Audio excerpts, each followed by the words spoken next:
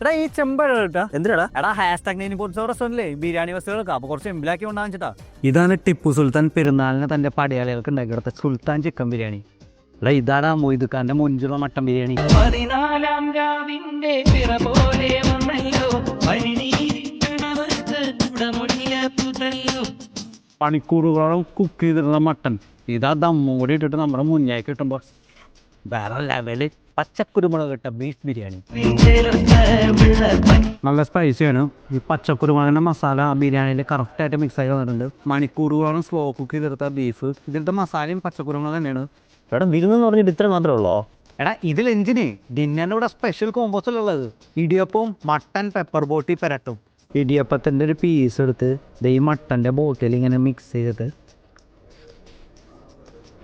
നല്ല നാടൻ നെയ്ച്ചോറും ഉമ്മച്ചി കോഴി. പെരുന്നാളിന് രാത്രി വീട്ടിലൊക്കെ ഉണ്ടാകുന്ന നെയ്ച്ചോറിൻ്റെ അതേ ടേസ്റ്റ്. നല്ല അരിപ്പത്തിരിയും അറക്കൽ തറവാട്ടുകാരെ സ്വന്തം അറക്കൽ പോത്തുകറി, കോയിൻ പൊറോട്ടയും ചിക്കൻ റോസ്റ്റും എല്ലാം കഴിഞ്ഞിട്ട് ഇവരെ സ്പെഷ്യലായിട്ടുള്ള ഷാഹി തുക്കടി, ഐസ്ക്രീമും ബ്രെഡും കുങ്കുമപ്പൂവും എല്ലാം കൂടി ചേർത്തൊരു വെറൈറ്റി ഐറ്റം. അപ്പോൾ ഈ വലിയ പെരുന്നാളിന് ജൂൺ 6, 7, 8 വെള്ളി ശനി ഞായർ നേരെ പോകുന്നേക്ക് #9 റെസ്റ്റോറൻറ്റിലേക്ക്. ഇവിടെ മൊഹബത്തിൻ്റെ പെരുന്നാൾ ഇരുന്നുണ്ട്.